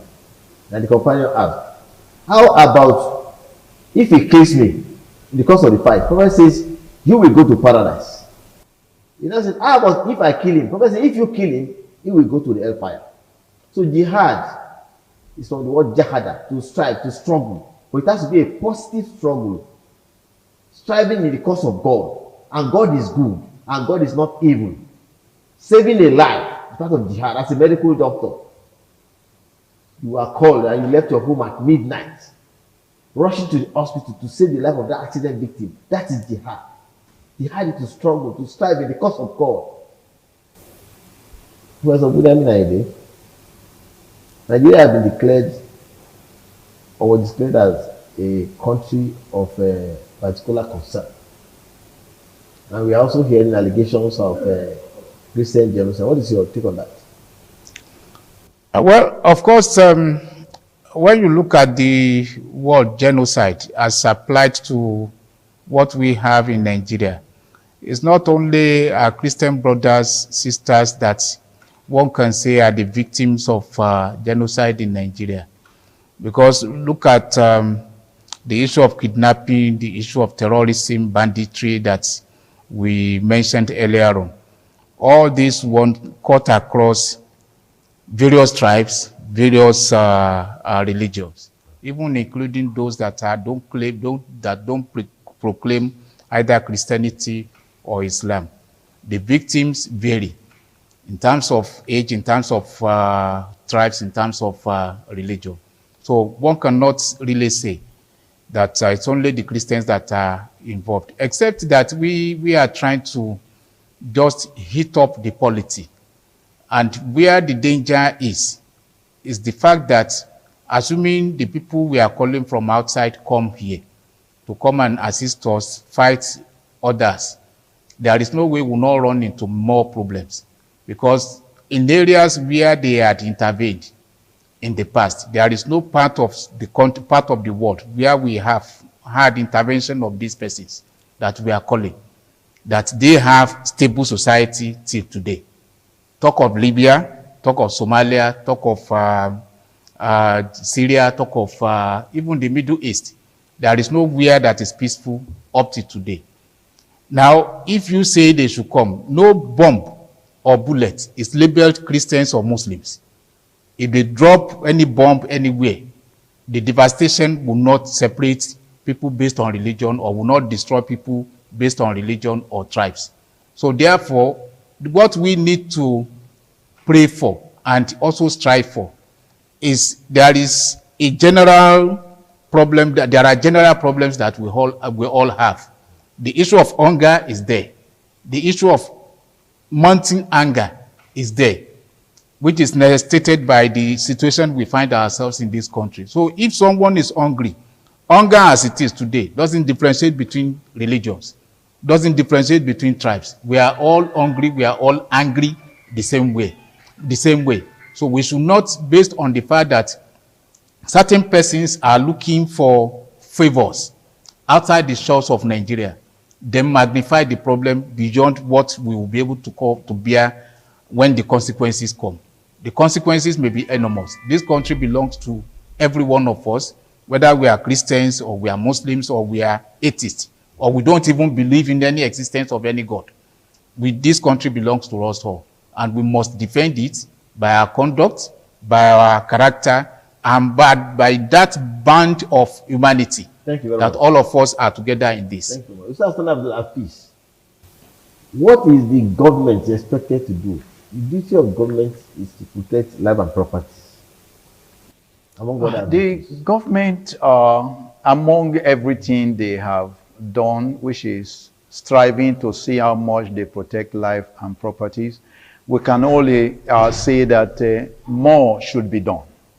More should be done, and just as has been mentioned, that when criminals that are involved in these activities are arrested, they should be promptly dealt with according to the law. And when Allah mentioned about punishing the adulterer,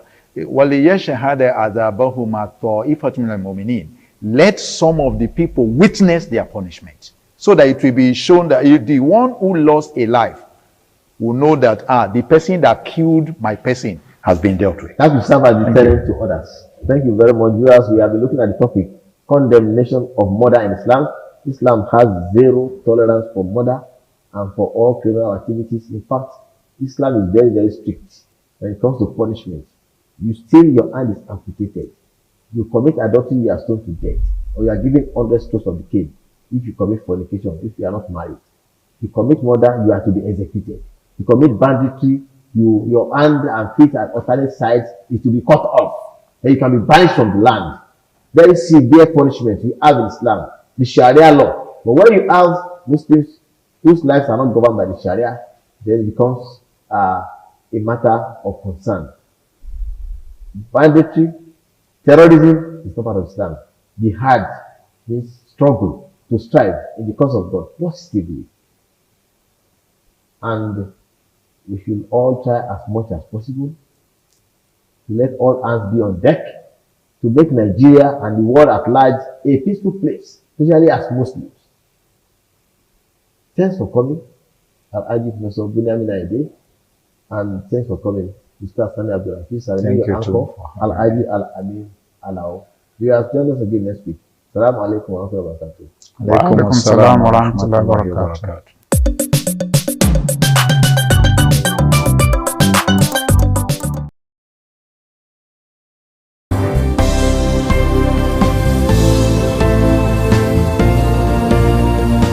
Thank you very much for joining us on the program, Healthy Living. What is the kidney? The kidney is an excretory organ in the body, which is for metabolism. Tuberculosis affects many organs in the body, but the common ones it usually affects is the lungs. Epilepsy is a neurological problem. Okay. It is an injury in the brain which causes someone to begin to convulse, to go into fits. It is curable, but the cure is a long-term thing. If you eat well and avoid those risk factors that will make your immunity to be down, then the risk of contracting tuberculosis will be reduced. If you're healthy, then you're wealthy.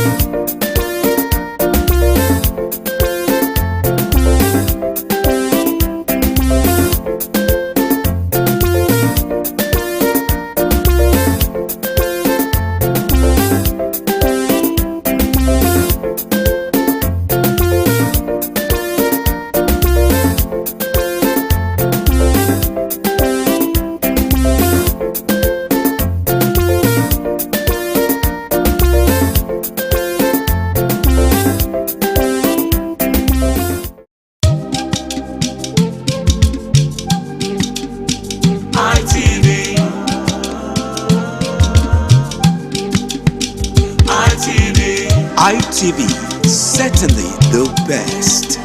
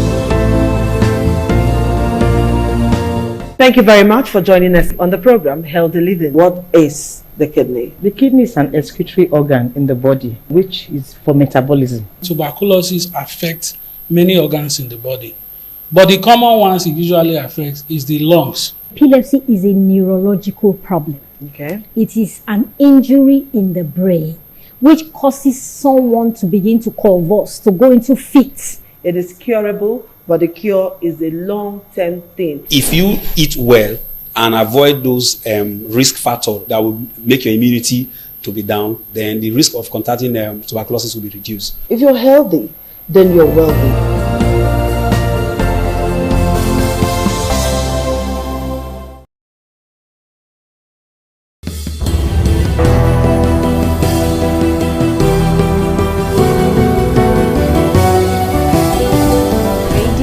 It is a beautiful Friday and we say welcome to Itches and Voices. And in case you're joining us for the first time, Itches and Voices is brought to you by NAVVID, Network for the Advancement of Persons with Visible Disability. And today we'll be continuing on our series, Love, Relationship and Disability. It's been an amazing series so far and we've had 3 guests. Mr. Igwe making it our 3rd now, and we've been discussing on love, moving aside from our usual Edo State disability law, rights advocacy and inclusion. And of course we have our amazing sign language interpreter that will be doing justice to our hearing impaired audience, and Miss Cynthia Godwin Aya.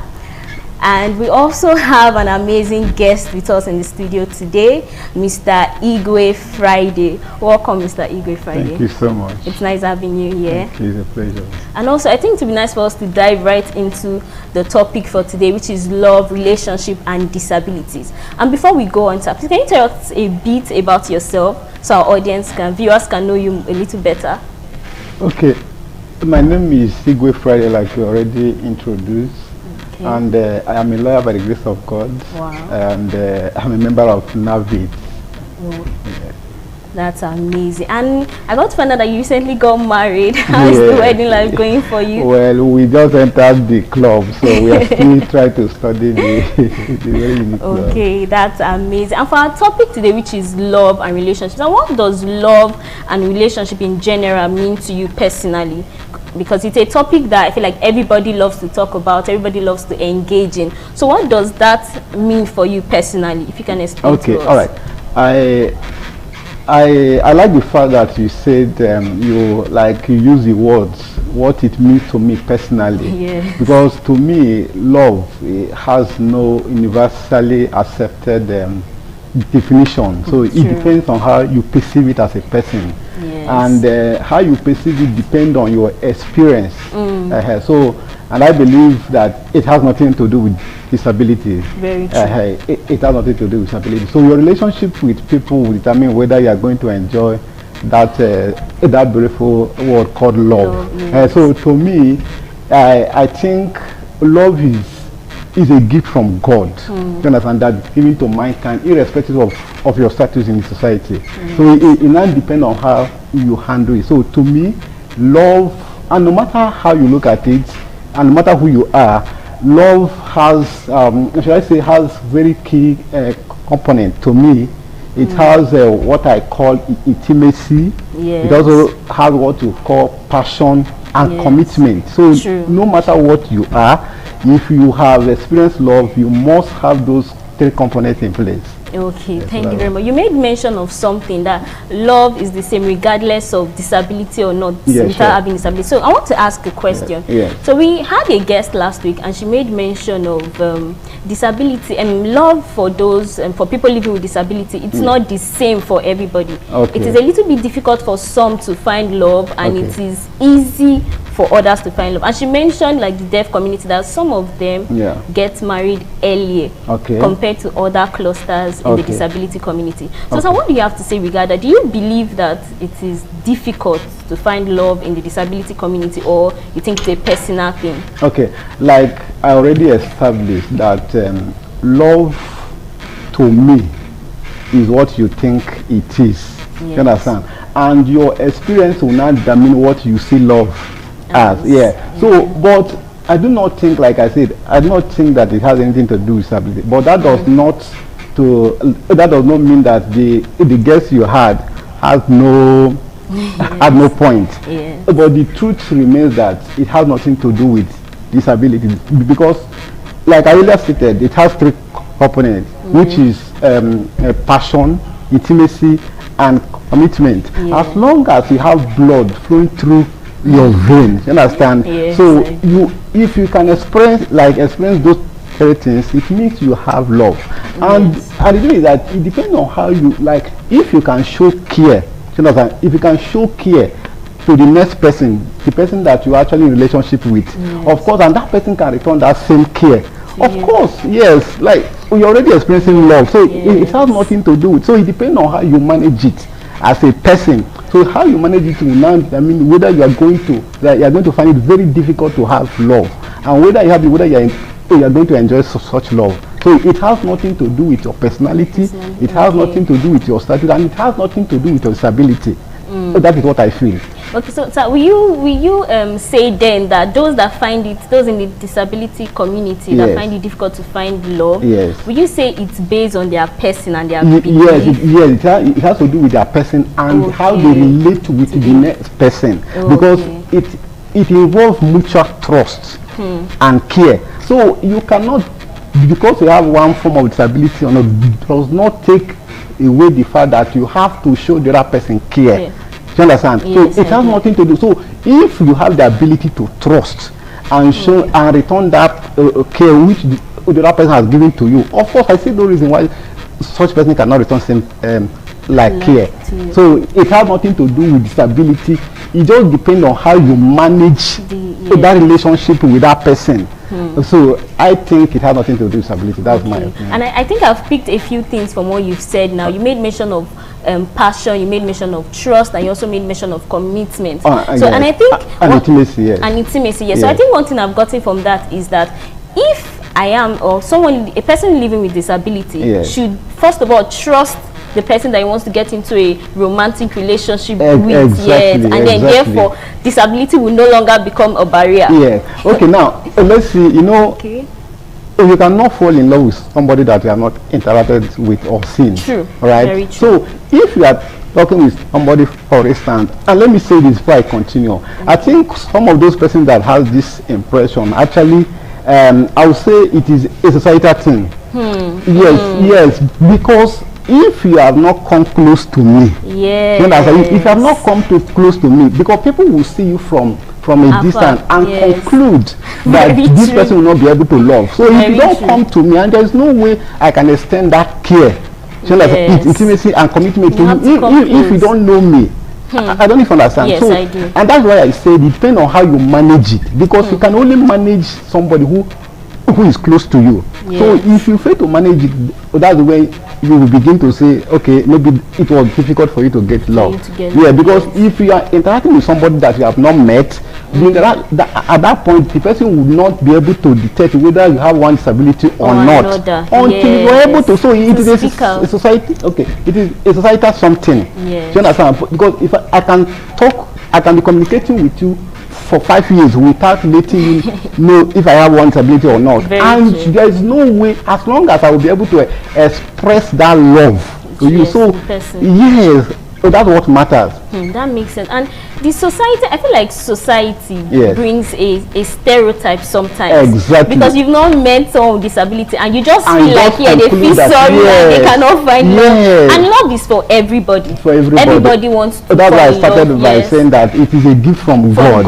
And when God gives that gift to mankind, God did not say, okay, this one will go to person with disability and this one will go to persons without disability. So love is a gift to mankind, so you can enjoy it depending on how you view it. Okay, let's dive a little more personal to you. Okay. So you're married, sir. Yes. Your wife, is she with or without disability? Is without any form of disability. Oh, wow, that's amazing. So before you got married, in your dating phase, did you date a person living with disability before you got married? I never dated a person. Wow. You see, I feel like society sometimes make it seem like persons with disability should either be married or date a person with disability and not come close to people without disability. And that's okay. And it's it's very nice for us to see now that it should not be like that. And you said you've never dated, you did not date any person with disability before getting married. Wow. So sir, talking about a little bit to your wife now, when you guys were getting married, did like family come as a barrier within that period? Okay, like I said, if you don't go close to someone, we will not be able to know whether this person has the ability to express love or not. And love is not just about mere words, I love you. It involves those three things that I mentioned earlier. If you can show that commitment to a woman, the woman will forget automatically that they have one form of disability or not. All right? So when we started, to answer your question, when we started, she saw me somewhere and she was the one that approached me. Wow. And when we started, she went home to inform her parents that this is the kind of person she was about getting married. Yes. So such, like her. So it was like, are you sure you are going to cope? I didn't say a word. I didn't even go with her. Wow. So she now told the dad that, Father, I've seen this person. I think you see what I'm saying, like I have to go close to the person. That I've seen this person and I know what I am going here. I know this person and this is exactly who I want. Wow. So I didn't say anything up till now. So at a point she came to me and began to tell me that some of her friends have been telling her that how are you going to cope with somebody with disability? And at a point she got angry. And then I told her, I said, you don't need to get angry. That's because if you have not seen me and somebody approach you that, please, I want you to get married to this person, you'll be very angry. So you have come close to me and you saw something. You understand? So you don't need to blame others because they don't know me, they don't come close to me, and they don't know what they have. So that's what that was it. We have to cut it short a little bit because so far the conversation has been going amazingly well in the studio, but we have to go on a real quick short break, and when we get back we'll continue the conversation with Mr. Igwe. Thank you.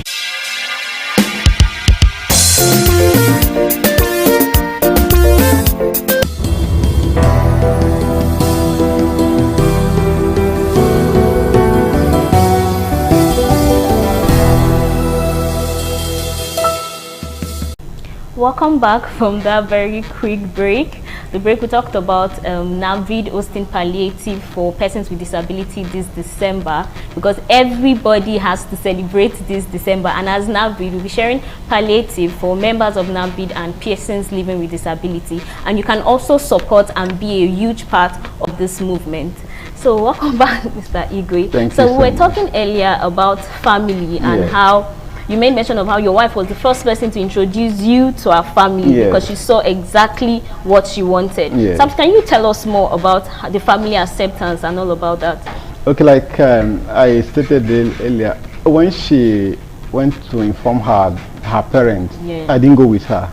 So it was when she came back and she started telling me the reservation that the family member had. So the following day she had she was invited to come home over the same matter. So she now told everybody that I have seen this person, I've lived with this person All right. In Yes. fact, this person does almost everything Hmm. at home. So this is exactly the kind of Who she person. wants. Yes, it's not because I have money. I don't have money. You understand? So she saw something. Yes, and she exactly what she yes, wanted. yes, she saw something and she knew what she wanted, and that's what is important in every relationship. Yes, you mentioned that she made mention of seeing you could do things. So I want to talk about domestically at Okay, home. okay. What is it like? Because I know a lot of persons are Yes. usually very curious Yes. on how getting married to a person living with disability or living with a person with disability. What's like the day-to-day activity or is there like a struggle? Yeah. Or just tell us about the domestic life and what it's like. Okay. Like I stated earlier, for you to enjoy love or relationship, you have to, to show some level of commitment, irrespective of whether you have disabilities or not. Something must keep you. Like you may use prayer to get into a home or to get a job or to get married, but other things will have to keep you in that relationship, right? Yes, very now, I'll say this. I don't know if my wife is watching. You understand? We hope she is. Yeah. So, but I will tell you that we got married on the 6th of September. Wow. But I can tell you that my wife has only cooked 4 times since we got married. Wow. Only That's 4 times. interesting. So that's good. In fact, there is an argument in the house now whether I cook better than my than wife. she does. So that's how I'll end it. That's interesting. It will not look as if my wife is not cooking for me. No, not at all. We love the fact that this made me quite happy because I love the fact that you're also very involved. Yes. And this is something that even persons without disability argue. Yes. You see men without disability that do not even want to cook for their wife. Okay, and yes. It's different now. Of course. So yesterday I was at the High Court, like with a colleague, and we were discussing about family matters. So yeah, I told him that for since we got married, that my wife had only cooked with that house for that. He said, He said he will never try it as long as he's married, that he will never go to kitchen. So it is an individual thing. Yes. So how if you know what to work in your marriage, you just do it. That makes sense. Whatever works for you. This is so for love. It's more of a personal thing, that's why not any commitment. disability that's come with it. And even for couples or persons without disability, they have to still be commitment, because if not, the marriage or the relationship will not work. So commitment is the main very and the principal and thing. it was one of the things that my wife saw before he liked me, that I could do. You know, once a woman sees that she's coming to your house to add more problems, stress, she understands, they will not come. True. I wash my clothes myself. Wow. So understand, sometimes when I see that my wife is very tired, I help her to clean the bedroom everywhere. Wow. You understand? So it is something must he must show some level of commitment. Yes. You don't need to let her know that she's coming to carry all the stress. Yes. And I think that's one thing a lot of people are afraid of, coming into a marriage and carrying all the burden by themselves. And I think we should divert a little bit from the home and let's talk about in society. For instance, are you a Christian? You're a Christian. I am a Christian. So what was it for members of the church? Were they open to the marriage? Were they supportive, or were there objections here and there for you in church? I was personally. Yes. Before we got married, a pastor of the church actually liked me very well. You understand? He knows my capability. So and the daughter is also a member of the church. So it was something that everybody was actually looking happy. So you understand? Even though there might be some side talk, he's getting married to somebody there. So but I can tell you that, in fact, that day everybody, the whole hall was here. So it is something that everybody actually was happy about. Yes. Wow, thank you. So from that we know that nothing is don't be afraid for what church will say, what family will say. Mr. Igwe's story is a perfect example that disability is not the first thing. It is first commitment that counts. We'll be going on another short break, and when we come back, we'll say more about the topic.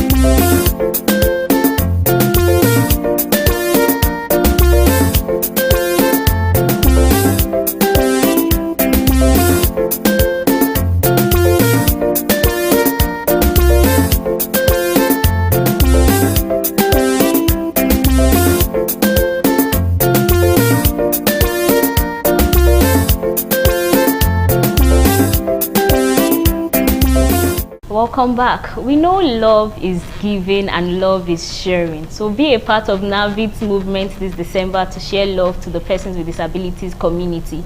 You can support us by sending funds to the account number we displayed before. You can visit us at 34 Arosa Street off Sankomba Road.